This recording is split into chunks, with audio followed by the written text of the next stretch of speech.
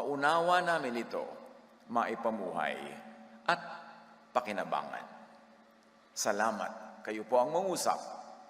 Ama, kayo po ang maging tunay na tagapagsalita sa ngalan ng iyong anak na si Jesus. Luke 10:25 to 37. On one occasion, an expert in the law stood up to test Jesus.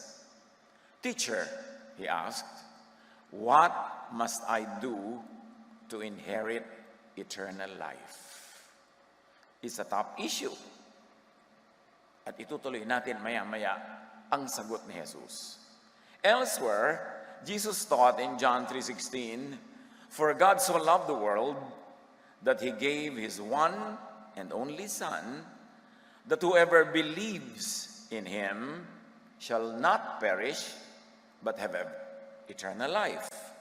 Nandito na sa John 3:16 yung buong katuruan kung paano magkakaroon ng buhay na walang hanggan. Kaya dapat huwag nang dagdagan, bawasan at paguluhin. And the most important words in this verse are love, gave, believe, not perish, eternal life. Said another way, God sent Jesus, the Word, and the Word is the idea. So God sent the idea, and the idea is the teaching of Jesus, and the teaching of Jesus is none other than love as the way to eternal life. So God sent Jesus as the way to eternal life. God sent love as the way to eternal life. John 1:12, to all who did receive him, meaning Jesus, and receiving his love, to those who believed in his name, meaning in his teaching, he gave the right to become children of God and therefore to have eternal life.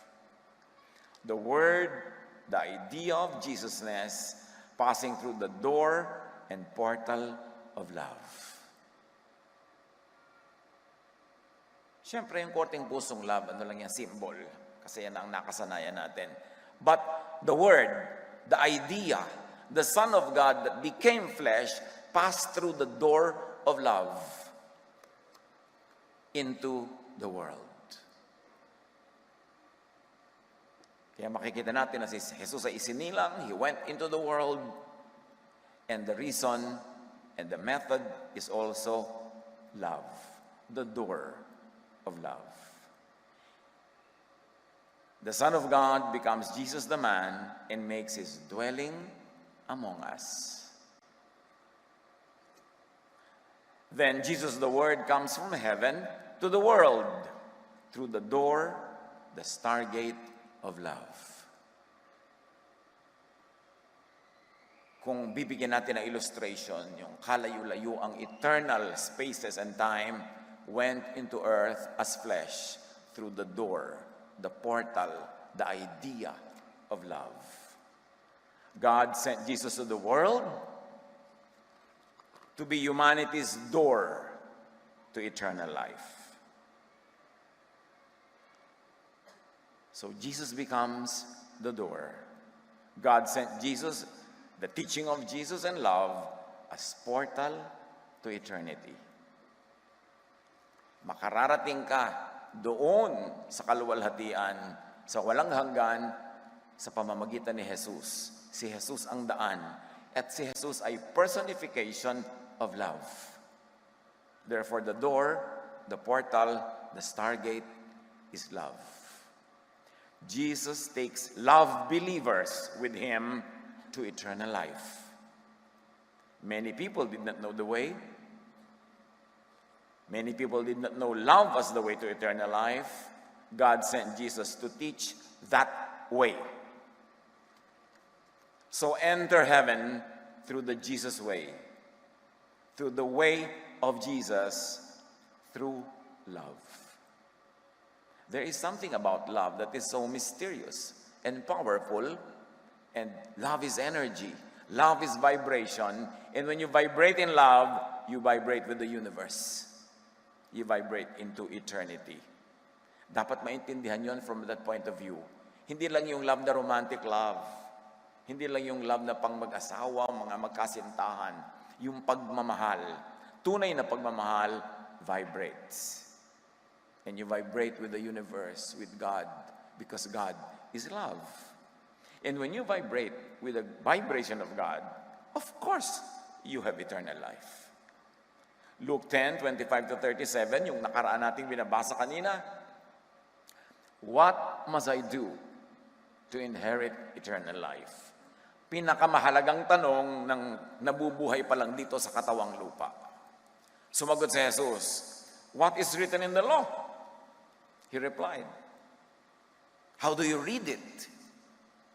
He answered, love the Lord your God with all your heart and with all your soul and with all your strength and with all your mind, and love your neighbor as yourself.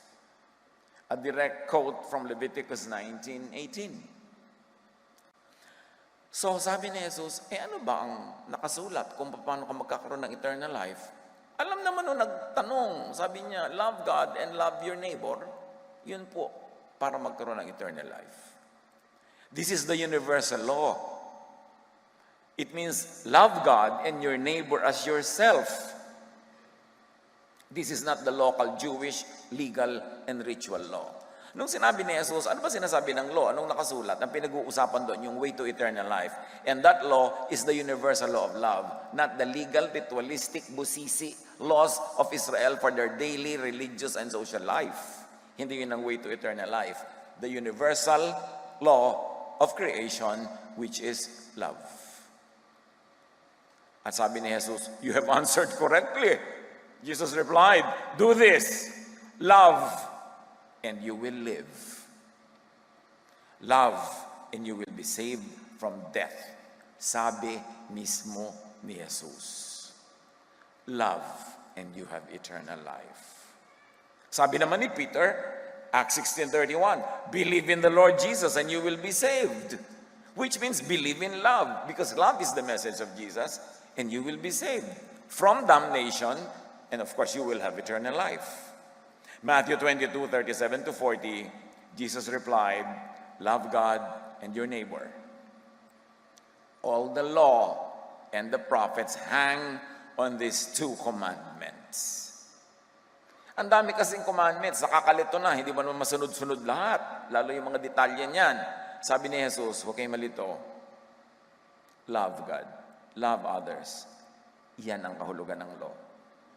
Tapos yung iba, just to fulfill the law, just to follow and implement the law, they become unloving, they become cruel. They go to religious wars, they stone to death. Mga people who don't obey their religious laws, hindi na naging loving ang paggamit sa law, nagamit pa to unlove, to hate. Loving, according to Jesus, is fulfilling all the universal law, not the detailed religious laws of ancient Israel, the law of love. Loving means righteousness.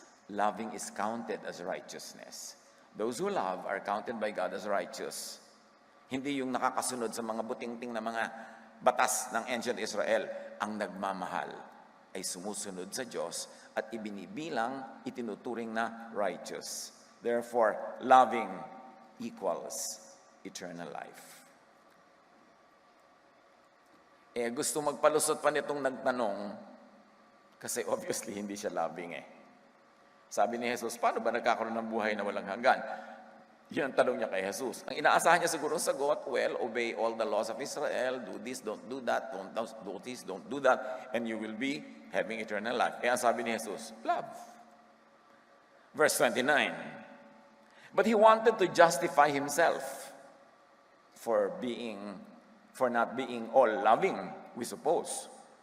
So he asked Jesus, and who is my neighbor? Kasi sabi ni Jesus, love your neighbor and you will have eternal life. Sino naman po ang neighbor ko? Of course, ang tanong niya, sino ang qualified na mahalin ko? Para magkaroon siya ng excuse para maraming hindi mahalin. In reply, Jesus said, and Jesus replied with a story. A man was going down from Jerusalem to Jericho when he was attacked by robbers. They stripped him of his clothes, beat him, and went away, leaving him half dead. A priest happened to be going down the same road, and when he saw the man, he passed by on the other side.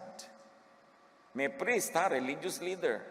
Nung makita niyang madadaanan niya yung nakahandusay na biktima, tumawid siya sa kabila at doon siya dumaan para huwag niyang kailanganing harapin at tulungan.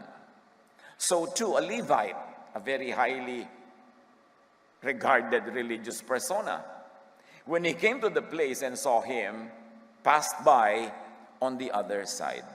Niligtang-ligtangan at iniwas-iwasan nila talaga itong nakahandusay na half-dead. But a Samaritan, as he traveled, came where the man was, and when he saw him, he took pity on him. Naawa yung Samaritan, mga outcast sila, kinoconsider na marurumi. Siya yung naawa. He went to him and bandaged his wounds, pouring on oil and wine. Precious commodities, oil and wine, pinakamahal yan. Yun ang kanyang ibinuhos sa sugat. Kasi disinfectant yan eh. At nakakasoothe, is a balm. The Samaritan, a non-neighbor, loved. The religious leaders did not. The love of this Samaritan was practical. It was clinical love. It was not sectarian religion, not doctrine, hindi kung ano-anong mga love the interpretation ng mga religions, plain, streetwise kind of love. The next day, he took out 2 denarii and gave them to the innkeeper. Look after him, he said, and when I return, I will reimburse you for any extra expense you may have. So dinala pa niya sa isang tuluyan, sa isang inn, sa isang mini hotel. Kinuha niya ng kwarto, pinalinis niya, inasikaso, at ibinilin pa niya doon sa innkeeper. Alagaan mo siya, ha? Kakainin mo, at babalikan ko. Kung pagbalik ko, kulang pa itong mga iniwan ko sa iyong pondo, re-refund pa kita. Alagaan mo. Nagtanong ngayon si Jesus, which of these 3 do you think was a neighbor? The priest? The Levite?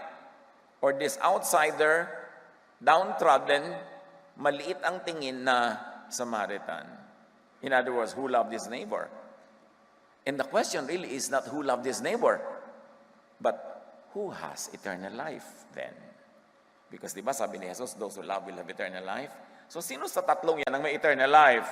Yung dalawang religious leaders o itong hindi man lang religious leader, hindi man lang religious, considered pa as an outsider? Which of these 3 do you think was a neighbor to the man who fell into the hands of robbers?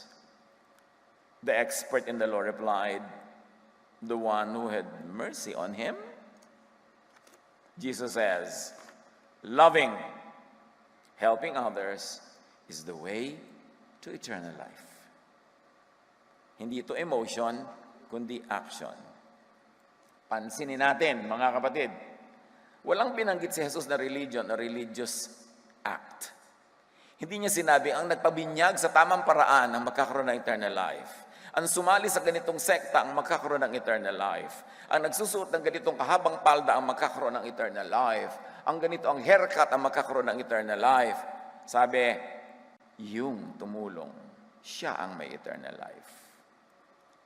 Para kay Jesus, that is high religion. Act of love, minus the sectarian label. James 1:27 echoes the same powerful truth. Sabi niya, religion that God our Father accepts as pure and faultless is this, to look after orphans and widows in their distress. Hindi sinabing mag-ayuno ka hanggang maging kalansay, no? Hindi sinabing huwag ka kakain ng ganito, itong kakainin mo. Kailangan huwag kang ganito at ganon. Dapat meron kang ganitong observation ng Sabbath at blah blah blah. Walang ganon sinabi si James. Na-echo lang ng sinabi ni Jesus. Sabi niya, alam niyo kung anong high religion? Nakatanggap-tanggap at kapuri-puri sa Panginoong Ama sa Langit, dalisay, at walang bahid to help the weak and the needy. To love. Hindi man-made doctrines na kung ano-ano. Hindi religious memberships. Walang brand ang spiritual movement and community na sinimulan ni Jesus. Later lang dumating yung mga brands at nagyera-gyera. The brands, sects, congregations incorporated and appeared much later. And of course, once they appeared, Guerra Mundial, mostly claiming to be the one true church and demonizing all other competitors. Kaya nagkagulo. To love is not religious debates and quarrels or wars. It's not rituals or activities. It's not even sacrifices. In fact, God is not delighted with sacrifices. Ano ang tunay daw na paraan para makarating sa buhay na walang hanggan? Ano ang tunay na daan ni Jesus? Itinuro ng Ama sa pamamagitan ni Jesus kasi yung mga tao kahit religious sila, hindi nila alam o nalimutan. Kaya kinailangan pang ipadala si Jesus. Sa Matthew 25, 34 to 40, sa pagtutuloy ng mga binabasa natin kanina, nung sinabi ni Jesus na eto ang mga maliligtas para silang mga tupa, na may mga kambing dyan, yung mga tupa dito, ligtas, yung mga kambing dyan, hindi. Of course, that's only an illustration. Hindi naman yung mga kambing at tupa ang tunay na issue dyan.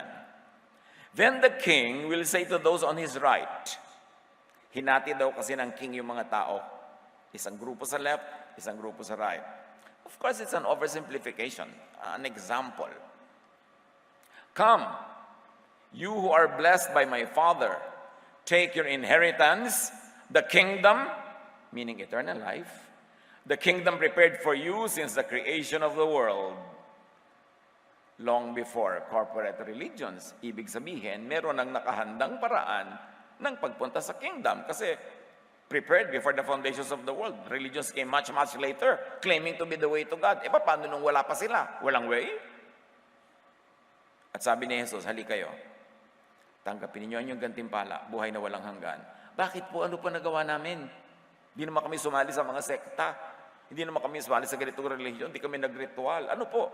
For I was hungry, and you gave me something to eat. I was thirsty, and you gave me something to drink. I was a stranger, and you invited me in. Outsider ako, puwera, pero sinali nyo. I needed clothes, and you clothed me. I was sick, and you looked after me, tulad nung Samaritan. I was in prison, and you came to visit me. Ibig sabihin ni Jesus, take your inheritance, eternal life, because you loved me by loving others.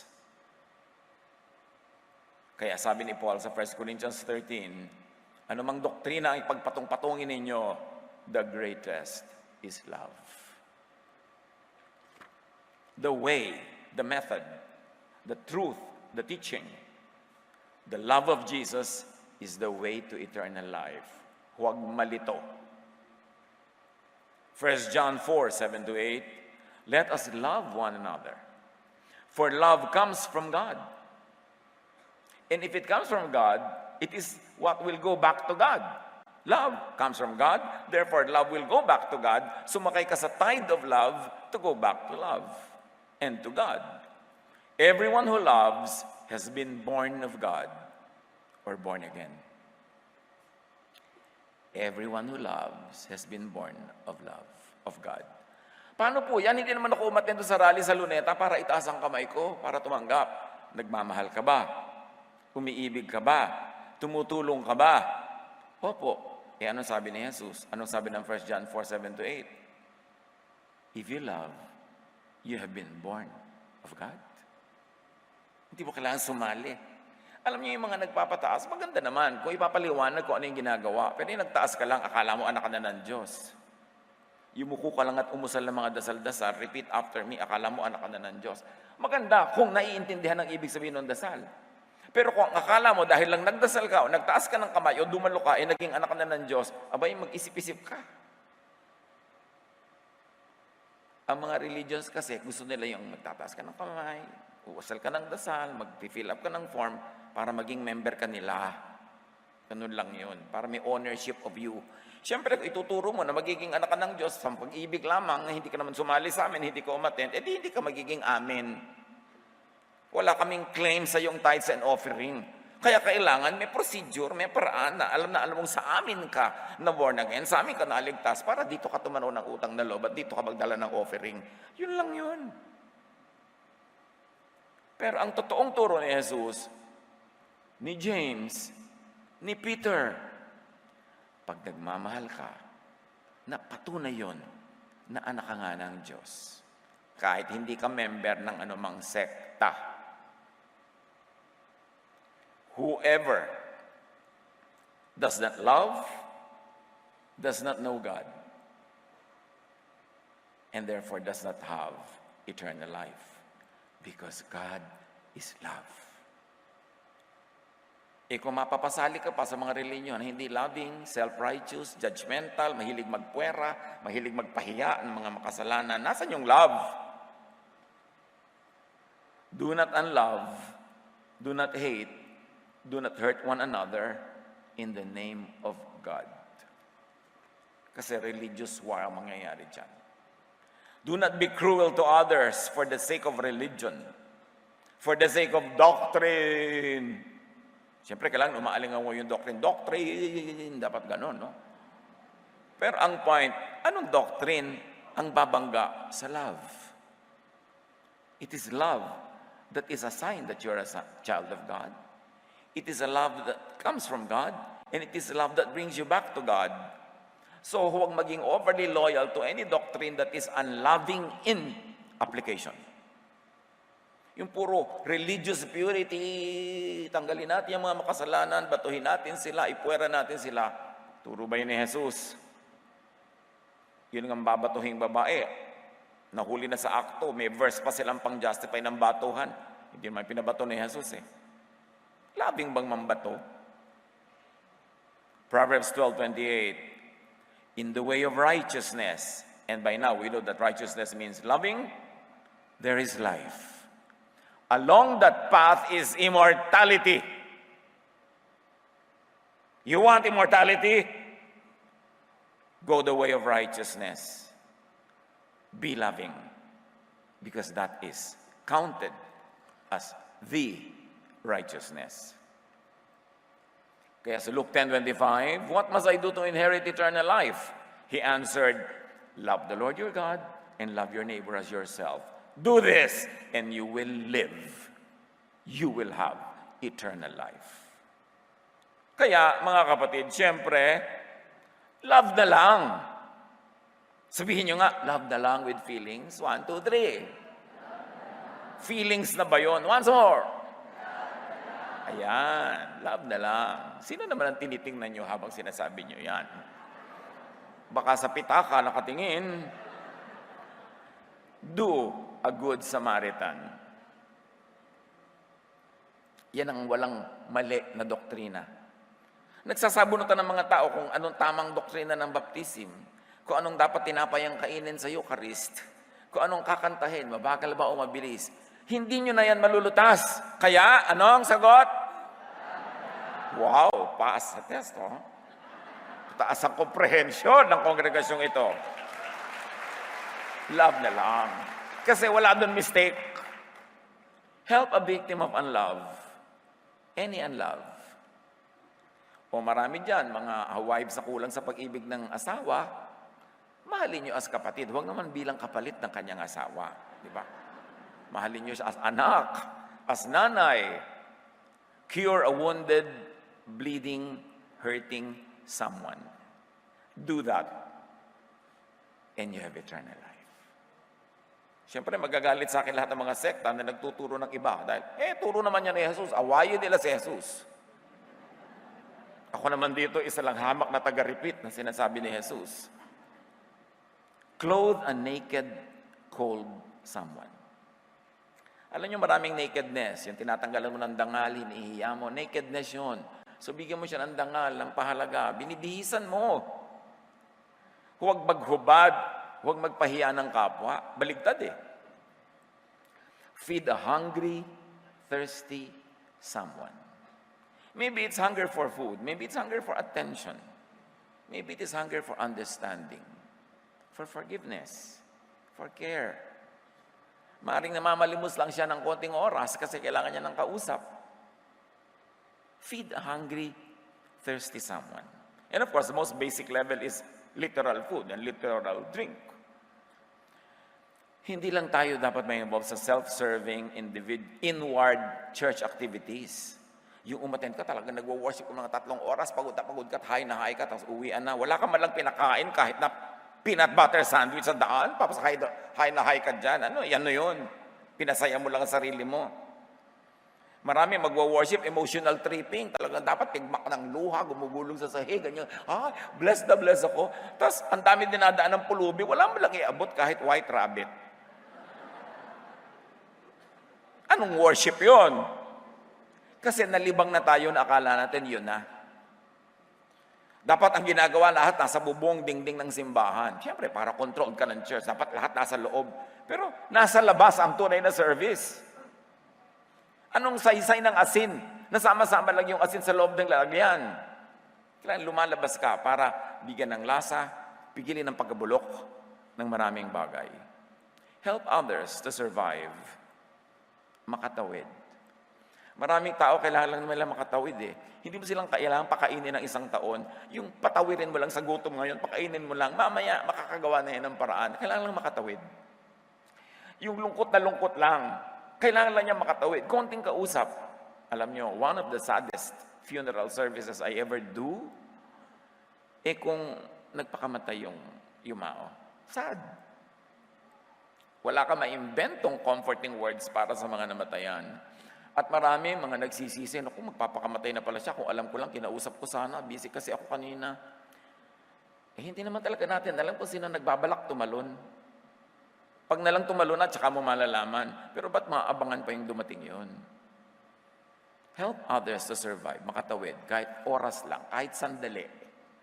Bigyan ng panahon, bigyan ng pansin. Kasi yun ang ating mga moments of extreme sadness to the point that we become temporarily insane. Saglit lang yun eh. Mapakain mo lang, mapansin mo, makakatawid na. Help others to live full lives. Kung may kakayanan ka na magbigay sa mga tao ng pansimulang negosyo, kahit maliit, para sila umunlad, hindi yung laging aasa sa'yo. May kakayanan ka na magbigay ng chances, opportunities, magpaaral.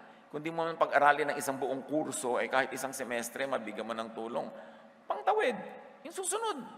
Saka na yun. Yun ang love. Yun ang gusto ni Jesus.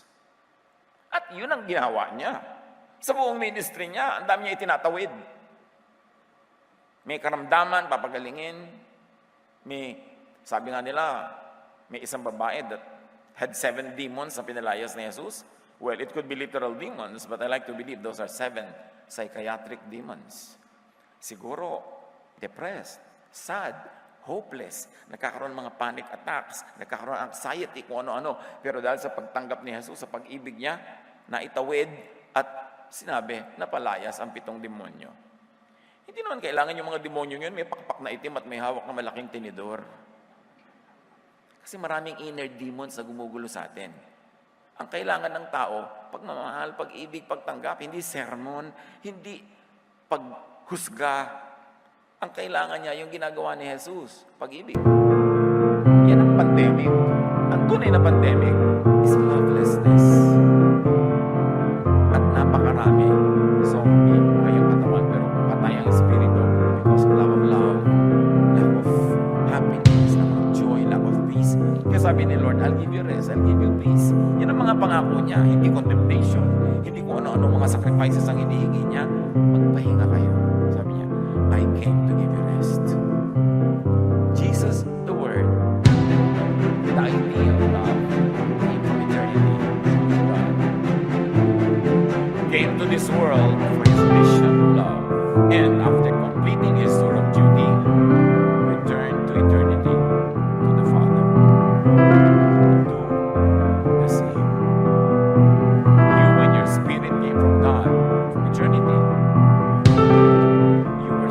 this world for a picnic, an excursion to the earthly garden.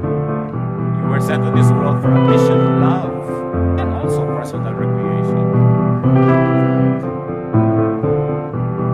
So John 14:27. My Father's house, sabi ni Jesus, has many rooms. I am going there to prepare a place for you. I will come back and take you to be with me, that you also may be where I am. Thomas said to him, Lord, we don't know where you are going, so how can we know the way? Jesus answered, I am the way, and the truth, and the life. No one comes to the Father except through me. In other words, no one comes to the Father except through me, the door, except through the door of love. Whoever believes in me will do the works I have been doing. So works na naman, works of love. Pabalik-balik dun si Jesus. Walang nakakalito.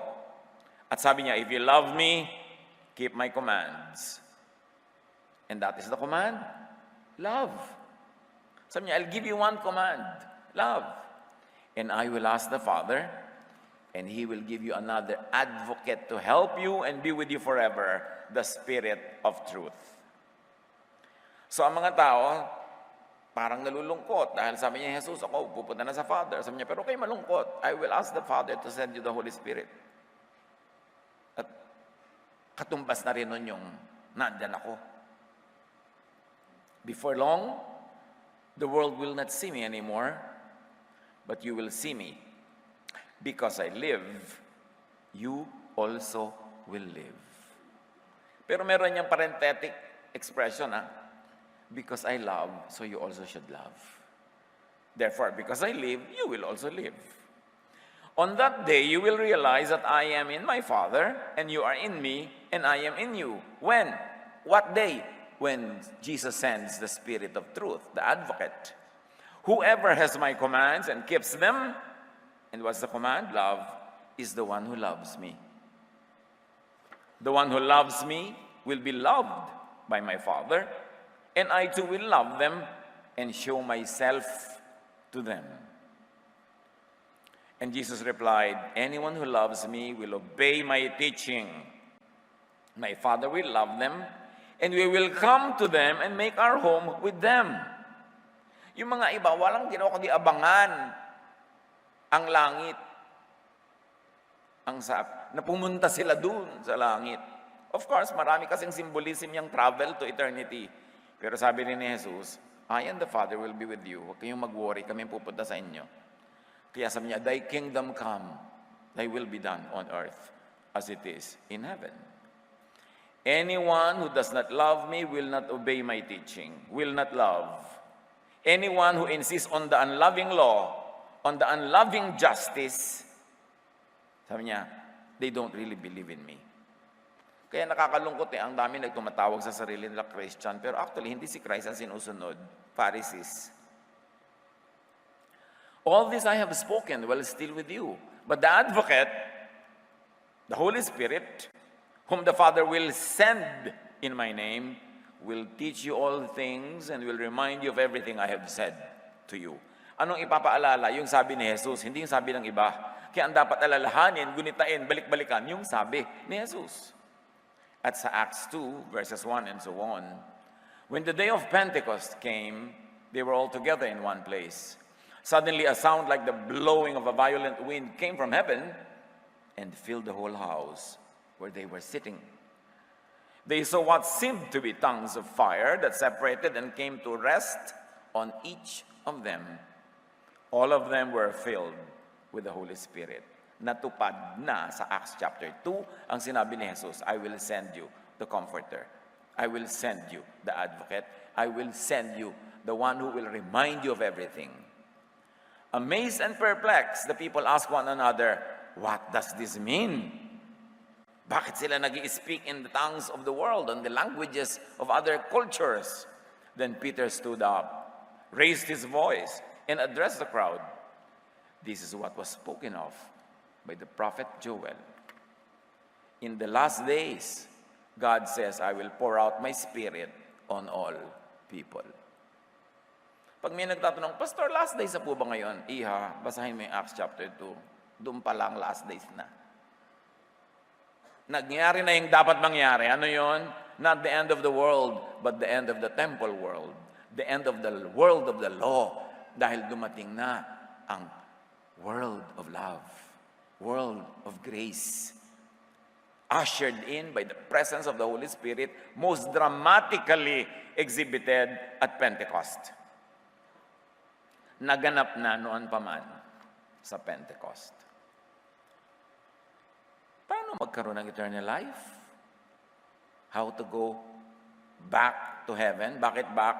Because our spirit came from God. When we die, the body returns to the ground and the spirit returns to God who gave it. How do you go back to God? Do your tour of duty. Live on this planet. Live your life. Live your earthly life to the fullest. That's what God wants. Sabi ni Jesus, I came that you might have life and have it to the full. Tapos ang gagawin ng maraming religious group, pangangayatin ka sa walang katapusang fasting. Ipagbabawal lahat ng ligaya at sarap. Meron pang nagpapahirap sa sarili. At sasabihin, sa langit ka na bumawi. No! Ang sabi ni Jesus, I came, dito na, now na, that you might have life and have it to the full. Don't suspend your joys, your happiness, your pleasures, and very especially, your acts of love. Sabay-sabay lahat yan. Love others, sabi ni Jesus, as you love yourself. Therefore, you should also love yourself. So do this. Love and recreate. Recreate creation. Plant trees. Clean the environment. Do your artistic and creative endeavors because God creates, we recreate. Ang kinreate lang ng Diyos, do, re, mi, fa, sol, la, ti, di ba? Pero you recreate. You make all the compositions, all the music out of those notes. Because God gave you the power to recreate. Not to create. Siya lang ang nakikreate. But we recreate. We encourage people to blossom in their fields, in their talents, in their arts, because that is worship. When you develop your talent, you are worshiping the one who gave you the talent. Hindi lang confined sa religious activity ang worship. Pina-franchise kasi. Do all that, then return to God, to eternity, through the same way you came, through the same way Jesus came, through the way of love. Ecclesiastes 12:7, the dust returns to the ground it came from, and the spirit returns to God who gave it. Alam nyo, itong mensahe natin, ito pagkahaba-haba-haba-haba. Kaya in-split ko into 2, mamaya ng second service yung part 2. Pwede na kayo sa part 1, pwede na rin yan. Pero kung gusto nyo, stay, meron tayong part 2. Pero ang paupuin nyo naman yung bagong darating kasi nakaupo na kayo ngayon eh. Love, di ba? Ano nga? Yun. Do the excursion from eternity to this world, then back to eternity. Huwag yung problemahin niya kamatayan. Problema yan ng Diyos. And God is not death. God is life. Jesus came to give eternal life. Ang atupagin ninyo ay yan. Then, meet again and return to your Maker.